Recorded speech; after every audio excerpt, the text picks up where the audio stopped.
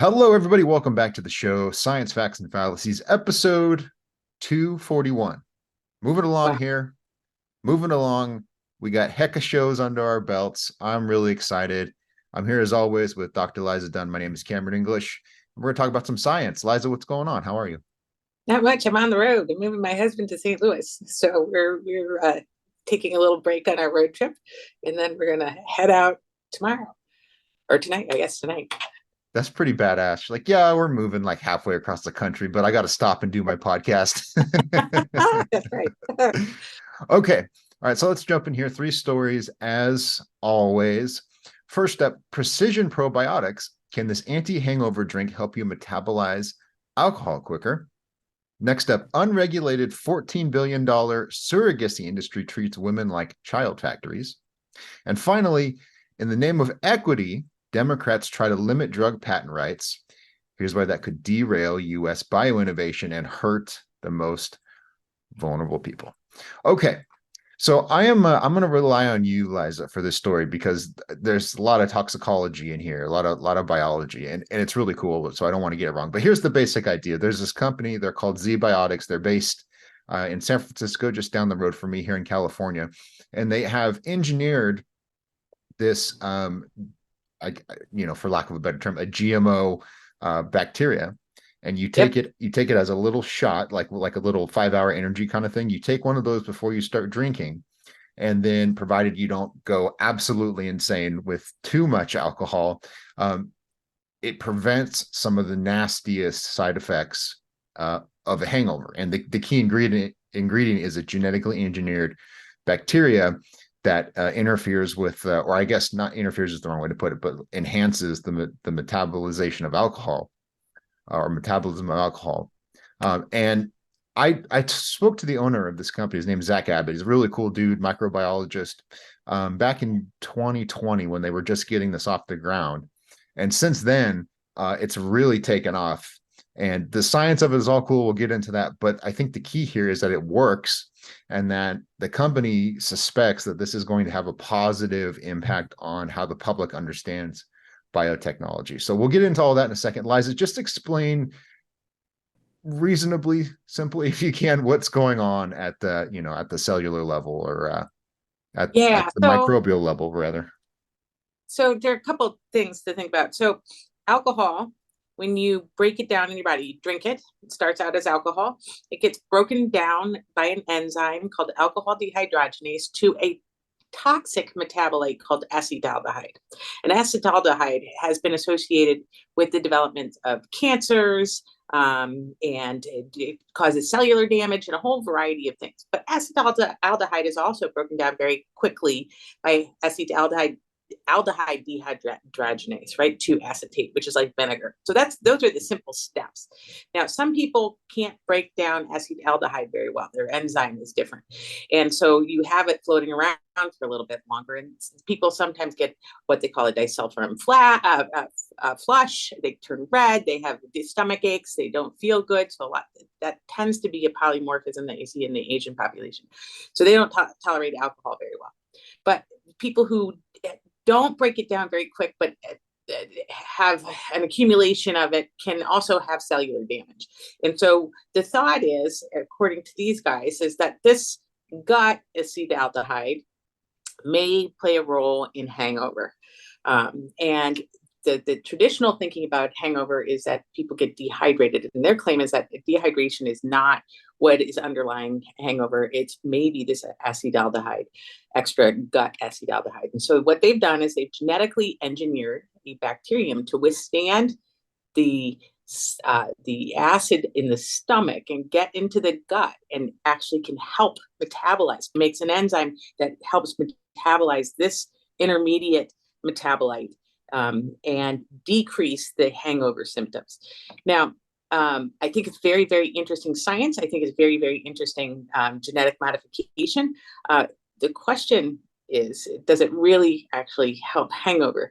And as opposed to, is it a placebo effect? And I haven't seen a randomized double-blind study to see if it improves, if there's a comparison between outcomes of placebo and this particular engineered bacterium. So I think there's a lot of I have a lot of interest in the gut microbiome because I think it's fascinating. You could really do some interesting things, but I'm not sure I've seen enough data to suggest that it actually works, other than the company saying that it works.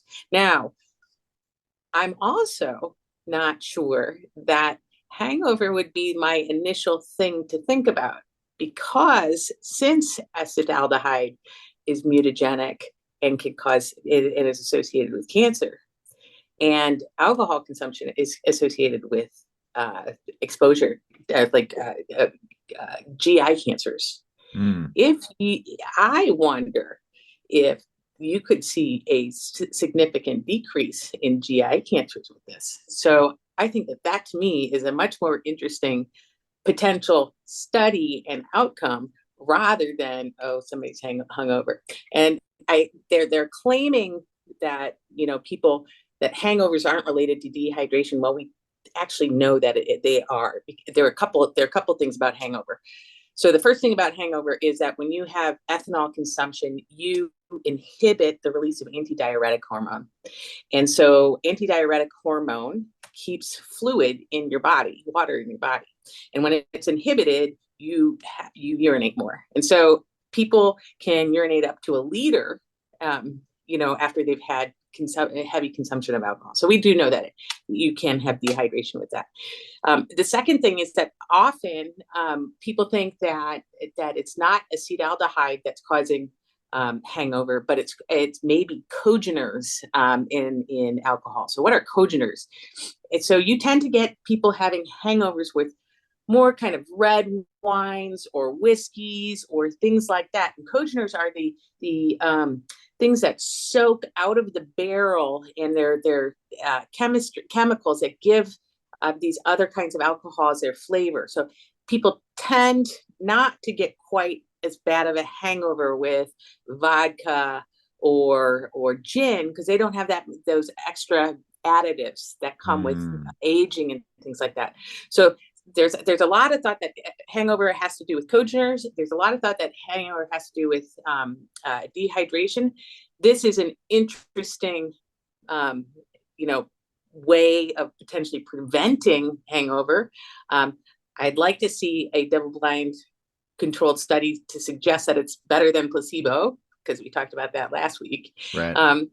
But I also think that this technology could be really, really interesting in maybe preventing cancer. So I hope I explained that well. Yeah. I'm I'm not certain, because I didn't ask him about this, but I'm almost certain that has occurred to them at some point in the development, that, hey, wait a minute, this could, but they're not going to make an anti-cancer claim. No, not yet. Yeah, without doing, I don't know, however many hundreds of millions of dollars of research it's going to take. I do know that they went through the ringer in terms of demonstrating safety. So they did get a generally recognized as safe registration or certification from the FDA. And then they did publish a study in the Journal of Toxicology, I want to say. Okay. Yeah, they went to a major journal and they said, vet this for us. And they put the paper on bioRxiv first so everyone could see it. So I don't think there's any safety concerns, but I think that's an interesting point you bring up, is that and he stresses that in the story, because he's saying, how do you know this works? And he explains the mechanism like you just did, but then he says, people continue to buy this, and the feedback we're getting is that it makes a difference. So, it's interesting. I don't know if we can put that down to the placebo effect or not, but it's something to consider. The other aspect of this that I wanted to talk about, and this is something that Zach Abbott has pointed out in multiple occasions, as well as when I interviewed him, is he said, we recognize this as sort of like an end run around people's concerns about genetic engineering, because it's a practical benefit or a practical solution to a real problem, so everyone, especially when you're younger, the effects of binge drinking, because you wake up the next day and you go, what in the hell did someone just hit me with a 2x4? So right. if you can alleviate that, and again, whether it's a genuine effect or, people have just convinced themselves, whatever, if this benefit occurs, then, not only are they going to say, well, I guess I'm not bothered by genetic engineering, they're probably not even going to think about that. That's right? right. The same way That's right. you would with a medicine. So talk about that. What do you think about that as a strategy of, enlightening people about biotechnology? Yeah.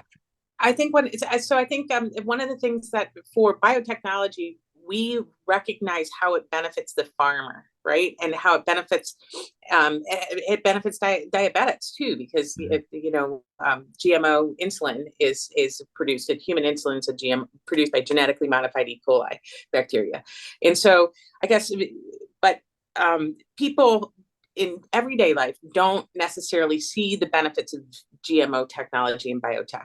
And so I think that this is a really good application that people could see that the practical impact that it has in everyday life, and make it more personal for them, so that it's not something that's so foreign to their existence.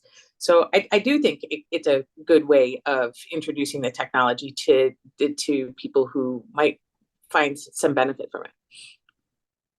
Yeah, the other I guess this is clever too, but this whole field, as we've talked about multiple times, this the supplement industry, or a boost your gut health, or like whatever kind of wooey marketing claim, they're turning the GMO label into a plus by saying, all this other crap doesn't work, right? All of these like multivitamins and energy boosters and like whatever's supposed to stop your hangover, it's all BS. But our thing's real because we've got this super sexy technology inside. So I think that's really cool too, is you take something that a lot of companies treat as a negative that they need to downplay or that they need to apologize for, and they go, no, no, no, no, no, no, you got it all wrong. This This, is killer, this right? This is yes, this this I cool technology. Yeah. yeah. This is cool technology, and it brings it to a demographic that you wouldn't necessarily ordinarily think about this stuff, right? It Mhm. heightens it in a younger group of people. It's exciting. I'm just curious to see what happens, because Me too. the way they've presented it, I think is cool, and I think they've been upfront about everything. They're not overselling it. I don't think, at least, Yeah. so I appreciate that. A lot of companies, they bullshit their way through their marketing, and it's annoying. And No, okay, yeah, I think this is neat, and I think it's got potential. I think I'd love to see how it works out. yeah, I'd like to try it. I just don't drink enough anymore to just right. I have a That's, couple of White Claws. I'm like, I'm done. That's all I can. yeah, that's exactly Such right. a lightweight now in my 30s. Okay, so let's move on. This next story is this is heavy stuff. Just an advance warning for folks. I'm just going to read the opening paragraph of this because it punched me right in the stomach when I read it, and I think it sums up what we're talking about. And then I'll let Dr. Liza jump in and explain this. So this is Erica Anderson writing for Newsweek, and she's talking about surrogacy. And if you don't know what that is, it's effectively women renting their bodies out to people who can't have children, or they don't want to, like they don't want to have their own biological children. And it's a massive industry. So just as a premise, be aware of that. So she writes, in the last 2 years, surrogacy has gone from a $4 billion to a $14 billion industry. This is a business that profits off eggs and wombs poached from impoverished women in the US and war-torn places like Ukraine, where clinics have been described as child factories, or children factories, excuse me. And babies were stuck in limbo for months without parents during a war. And maybe this is my new dad brain kicking, but that's just mind-boggling to me. So I mean, that's the essence of it. It seems, at least hypothetically, like this is a very impressive way to get around infertility, perhaps. There's all sorts of downsides, and this seems to go sideways really, really quickly. So what's your take on this? Yeah, I think that I can totally empathize with people who are having fertility problems. One of my very, very best friends wound up having very, very difficult time having a baby, and she actually had a baby that had a fetal anomaly, and so she had all sorts of emotions around this kind of stuff. So I understand that people who have fertility issues are really, really wanting to have a baby in some capacity, and so I can understand the motivation. Mhm. And this practice has been described as addressing that.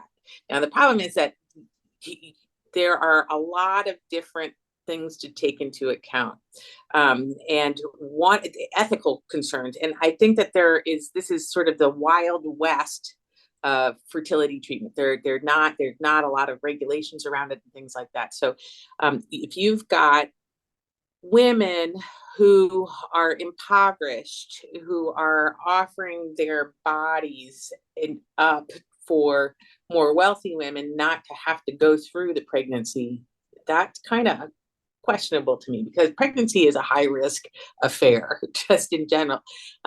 People die. People have complications. They get preeclampsia and things like that. So if let's say you have a baby that's born prematurely, with issues, and that brain issues, intensive care, and that adoptive family or the family that was supposed to be the surrogate decides, oh no, that's an impaired baby, we don't want it. What happens to that baby? What happens to that impoverished woman? There's a case in Thailand where an Australian couple hired a Thai woman as a surrogate, and they used embryos that they implanted in her womb, and one of the babies turned out to have Down syndrome. And so rather than taking both babies, they left the impoverished Thai woman with the Down syndrome baby. And so here she is now with a child that she wasn't expecting to have, that's got developmental needs, and it's probably quite expensive, right? So there are all sorts, and that case actually changed Thai law about surrogacy. And so there are very strict rules in France and Germany about, in a lot of Western European countries, about surrogacy in general, because of the ethical questions that are out there.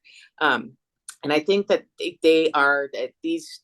need to actually have a much better framework about this, rather than just sort of going willy-nilly into it. And when it comes to compensating somebody for surrogacy, that actually has all sorts of connotations too. If you're doing it out of altruism, that may be one thing, but compensating people actually adds the whole element of,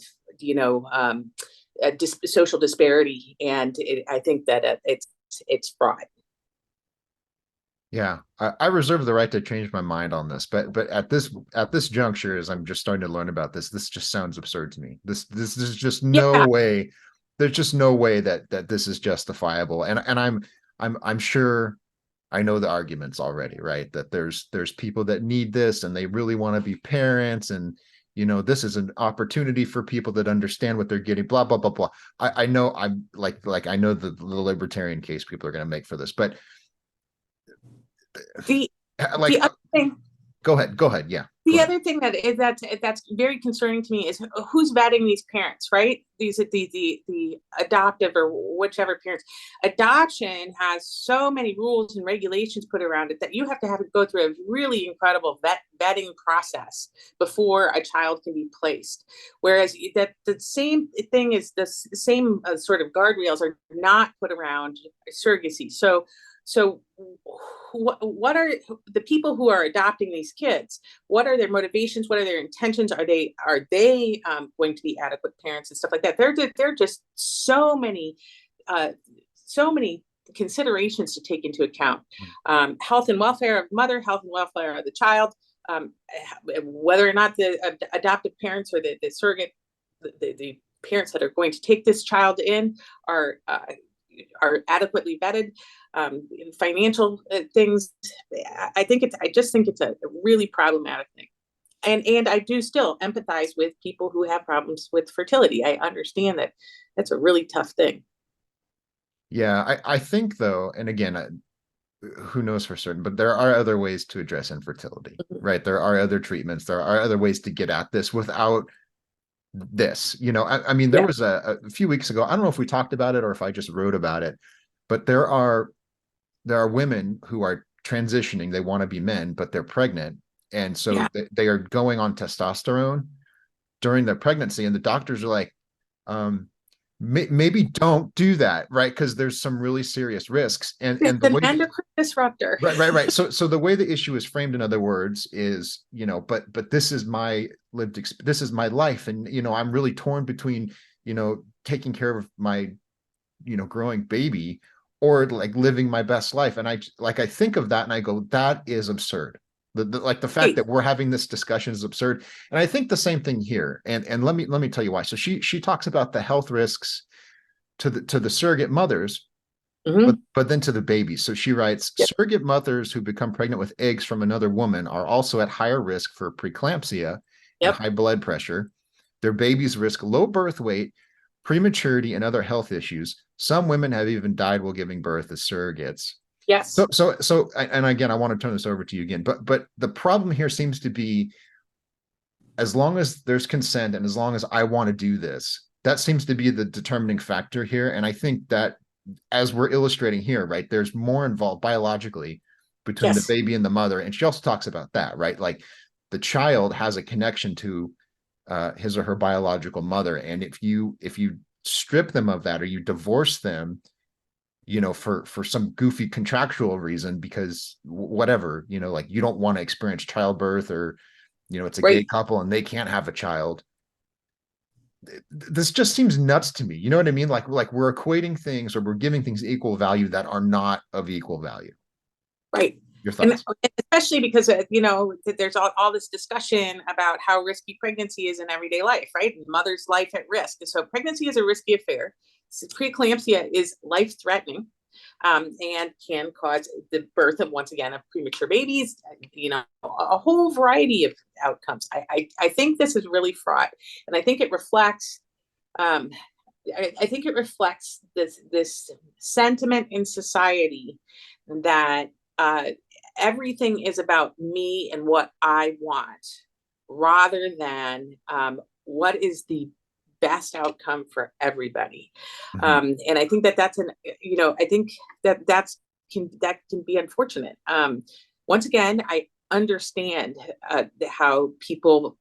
I'm well aware of how people feel when they have infertility issues, and it's really, really hard. But I'm not sure that this is the right way to go about it, because I think that people there's undue risk put on third parties, and that undue risk is often, driven by financial need.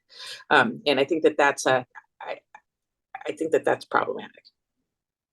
She gives a few other anecdotes, and again, I don't want to be swayed by an individual story, but I think there's some interesting issues here that need to be addressed. So she tells the story of one woman who uh, developed breast cancer while she Uh-huh. was being a surrogate, and I think it was a gay couple, it was two gay men, and they said, well, we want you to abort the pregnancy because we're afraid of what's going to happen. And I apparently she was resistant. She's like, I'm not going to do that. Right. So in that case, how do you figure out, how does a judge adjudicate, or how does a government or whomever, like an ethics committee, whoever's going to make this decision? It's like, because I hear over and over again, women have control over their bodies. This is about autonomy and liberty. And, right. All of a sudden, everyone's Patrick Henry when it comes to reproduction. But then on the other side, you have this other couple who also has a lot of social status, I suppose, and they have their own civil rights cause in recent years. Like, how do you, without How do you being arbitrary and just saying, well, I kind of feel that these people have the claim here, like the kid doesn't get to vote in any of this. I don't know. It Yeah. seems like, And then, well, and also, if you think about what happens afterwards, if the baby's born, right, then they have they trace a 23andMe. They trace back to whomever the mhm. biologic parent is. That has its own issues as well, right? It's so they're just it's just fraught all the way around, in terms of bonding for the child, Yeah. health issues for the mother and the child, and then just the idea of what's are human beings property? Are Right. they commodities, or are human beings? What's what's the essence of humanity? And I think these are really tough, important questions that we should be thinking about, instead of, yeah. Anyway, it's fraught. Crazy stuff. I want to recommend a book. C.S. Lewis wrote, it's called The Abolition of Man. He wrote it in the 1940s, but it's incredible. It's very prescient because he talks about these kind of issues, and sort of the philosophical assumptions that you start with to justify this in your own mind. And it's really good. He makes a compelling argument about why I think you could just go, we're not going to do this. You know what I mean? And I think it's really, yeah, I think it's problematic. I think it's yeah, problematic. yeah. Check out that book. And then there's other people, there's lots of ethicists who I'm sure will challenge what we're saying here. Yeah. This is just insane to me. I don't think on balance you can say that this is a good idea. Yeah, I think it has, yeah, I think it's got too much potential for, yeah, Okay. fraud. It's fraud. C.S. Lewis taught my grandmother, by the way. Well, see, that's cool. I want that story. I just get to Yeah, read his books. That's not the yeah, anyways. Okay. Yeah, I want to revisit that. There's all these interesting biotechnologies coming online, growing embryos in the a lab. brave new world. Brave new world. Yeah. Just stop, everyone. Just stop. Okay. Okay. We'll put that aside. Final story of the day. This is called In the Name of Equity, Democrats Try to Limit Drug Patent Rights. Here's why that could derail U.S. bioinnovation and hurt the most vulnerable. This is by Frank Watanabe. I don't know. He's writing in The Hill, and he is in the industry, full disclosure. So he has a vested stake in this. Doesn't make him wrong. I just want to make sure everyone understands where he's coming from. So he points out that right now the U.S. is the world leader in terms of biotechnology innovation. He says we produce about 2/3 of new drugs. A lot of the technology is developed here. The companies are here, right? So we are the powerhouse for the time being. But he says that could change very quickly because we're starting to adopt the kind of regulatory framework that Europe has, where there's much more government involvement. There's more restrictions on what these companies can do, how they can collaborate. It's more costly as a result of that because you have this whole apparatus sort of governing what happens. And he says this is what knocked Europe out of the leadership spot in the 1970s, is they were out innovating us, I suppose you could say. And then they put these handcuffs on themselves and we took over. And he says there's a risk. It's not going to be Europe this time. He says it's probably going to be China if we don't get our act together. Yeah. And I think it's probably an argument most people are familiar with, but the basic idea is, some company develops a technology, it costs them, an absurd amount, like $1 million or $1 billion and 10 years of our research and development. And then in order to recoup that, they need the rights to sell that technology for, I think it's 20 years or something, right? So they have this set period where only they get to sell it.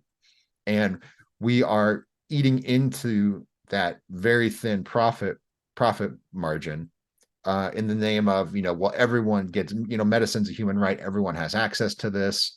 And that's what's starting to happen. And he gives the example of the COVID vaccines and I believe, there were so many doses given away. And I think I think it was Pfizer that said, we're just going to, right, we're taking the reins off this. We don't own it anymore. Have at it. So, but he's saying when that becomes the de facto, or when that becomes the policy, when governments say, thank you for developing this, we're in charge now. He says you're going to kill innovation. You're going to destroy all the incentives that push people to develop products that keep us healthier, save our lives, fix our issues. And that's bad news bears for everyone. So jump in here. Yeah, I think that's true. And I think that where that motivation comes from is often well-intended.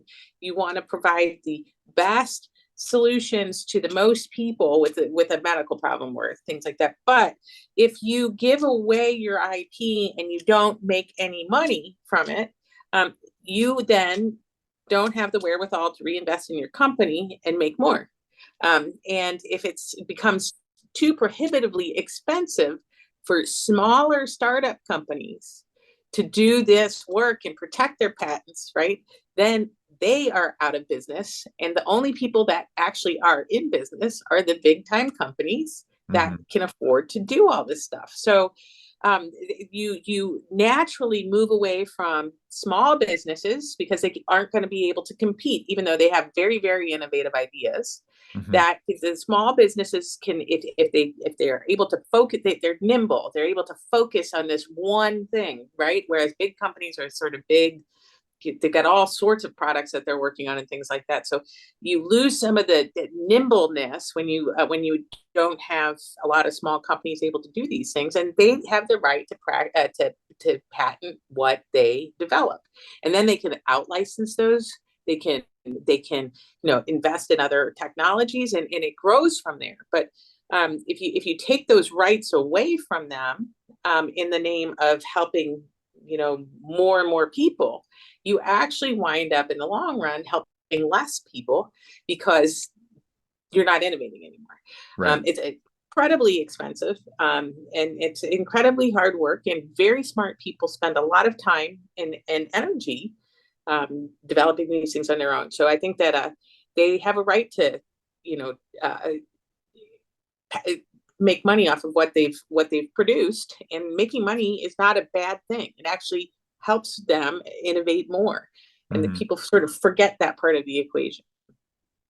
Yeah, it's pretty common sense. I've said before, the profit motive is why you get up and go to work, so you can pay your bills, and so you can, go to the bar on Friday night and, buy Christmas gifts.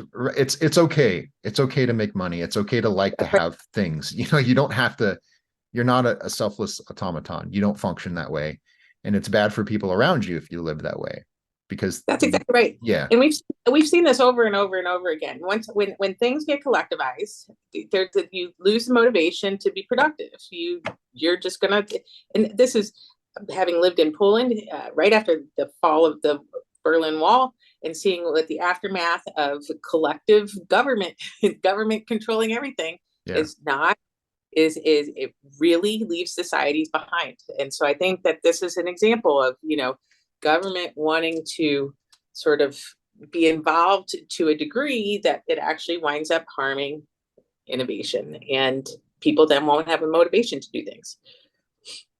There's an economist named Ludwig von Mises, and he wrote a lot about this. Start with the book Bureaucracy if you want to get into this, but he points out that you have a functioning market somewhere, and then the government gets involved and they say, we want to lower prices, right? We want everyone to have access to affordable milk or whatever. So then they put in a price ceiling. They say you can't charge more than $2 for a gallon of milk. And then that's great. Everyone has access to milk and they buy it up and they buy it up. And then you inevitably get shortages because there's no profit in producing milk anymore. So then there's milk shortages. So then the government comes back in and they go produce more milk. We'll subsidize the production of milk, right? So on the one hand, they're putting a price ceiling, which kills the incentive. And then they're taking more money and they're giving it to farmers to produce more milk, right? And over time, this requires ever increasing amounts of intervention to make things function. And it's because the idiots in control don't understand these basic incentives. So applied to this situation, I think one of the problems could be it is so costly to develop a new drug, and there's so much involved that doesn't have anything to do with demonstrating the safety and the efficacy of it. There's, you know what I mean? Like if you want to look into the process that the FDA requires to get a new drug approved, or the EPA requires to get a new pesticide approved, it's absurd, 10, right? 15 years and at least $1 billion right off the top. Right. So the simple point for now is you could streamline that process, and you could significantly cut the cost. And if you could do that, then maybe you wouldn't need patent protection, or maybe you would need less of it, so the companies could still be profitable, or whoever develops the drug, right? They can still be profitable, and then you don't have to lock it up for 2 decades or whatever. That's right. So in other words, in every stage, you're trying to fix a problem that you created previously, right? So you put these regulations in place. It's too expensive to develop the drug. So then you give patent control to this one company, but then other politicians get pissed off at that because they say, well, there's poor kids in India that need vaccines, so we're going to take away your patent protection. So you know what I mean? So it's like you are poking holes in the process at every stage. So just stop doing that. Let's try that approach. No one ever talks about that. What do you think? And well, what I say is that what you've described there is, in a microcosm, it has happened to the American healthcare system. Mm-hmm. Every step of the way, everybody still talks about, socialized medicine as the way to go. Okay, so every government intervention since 1996 has made healthcare more expensive and less accessible to people across the country. And now it is the leading cause of bankruptcy in the United States of America. And over 75% of people who go bankrupt because of medical bills are insured. So it is not an insurance problem. It is not a doctors charge too much money problem. It is the fact that there are now layers and layers and layers of bureaucracy between the patient and the doctor, and every one of those, from capping the number of residencies to the High-Tech Act, where everybody had to buy computers to have electronic medical records that are really actually billing things has gone to make medicine absolutely unaffordable for the a majority of people. That, in a nutshell, is what happens when you do this at every step. So for developing pharmaceuticals, you have all sorts of regulations around that. That makes it expensive. If you can cut that, and I'm not saying cut safety, I'm saying cut unnecessary regulation, and protect it, then maybe it'll be more affordable for people. But people like the idea that the government's going to take care of them rather than their neighbor, right? And I'm not sure that works well. Yeah, it's hard, and we'll wrap up here soon, but it's hard for people to see because there's all these moving parts, but they're not visible, and Henry Hazlitt talks about that in Economics in One Lesson. He talks about it's the unseen, and then he goes and talks about the broken window fallacy. And just read the book. It's free online. I don't want to get too deep into it, but there's just all of these moving parts. And so if you're the average consumer and you look at this and you go, people shouldn't be going bankrupt because they need cancer treatment, or, like, why is health insurance $2,500 a month for, right, for a new family? That's absurd. And so you see that and you go, well, the obvious answer is we're just going to force insurers to offer plans that people can afford. Right. But you don't think about what that requires. Basically what it requires is other people have to buy healthcare they don't need to subsidize other insurance plans. It's like, so don't do that. Right. Yes, that's exactly. Anyways, I don't want to get off topic, but yeah. So in other words, I think he's identified a real problem. And he makes a valid point, that if you develop something and it's all your labor and all your ingenuity and all of your investment on the front end, then I think you have a right to profit off of it. But it seems like there's a lot of possible solutions and people just don't like. They don't like this. Right. That's exactly right. That's exactly right. And that's unfortunate.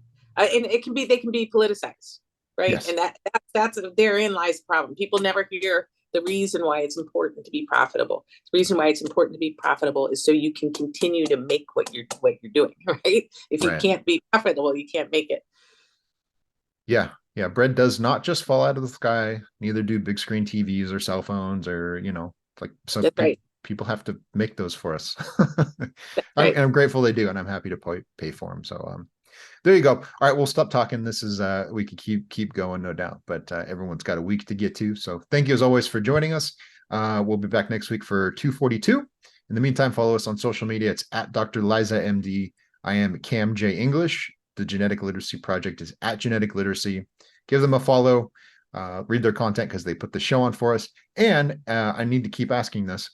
Rate the show on iTunes, follow us on Spotify, write reviews, really helps us. Share it with your friends. We thank you. Have a wonderful week, everybody. Have a good week.